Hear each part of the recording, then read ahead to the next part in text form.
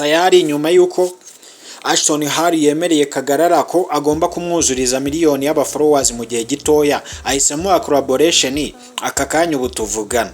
Abangaba iyi post aka kanya nibwo ipostinzwe, abangaba bahise batangira gukwerekana fitness coaching yabo. Abangaba aka kanya bamaje gukorana rwose. Iyi video ubona aka kanya rwose nibwo Kagaragara yishyize hanze rwose. Byari ibyishimo byinshi. Abangaba kandi sibyo gusa, bafitanye tour aho bazazengurukana ibihugu 20 bya Afrika yose. Ese Kagaragara akomeje kubigaragaza ko disability atari inability. Iyi ni Kigali Tales.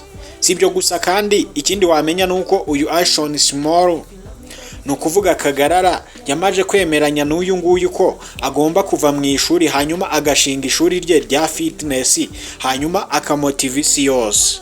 Ese wowe izi ntambwe Kagaragara ari gutera uri kuzumva ute?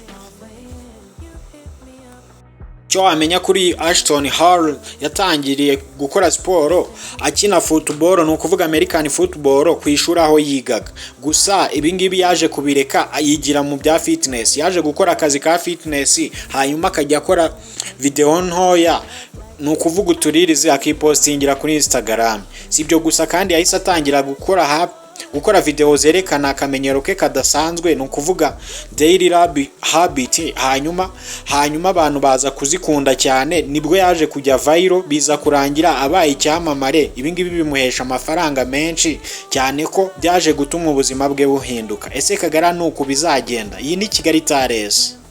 Cyo wamenya kuri Ashton yatangiriye gukora siporo akina football, no kuvuga American football ku ishuri aho yigaga.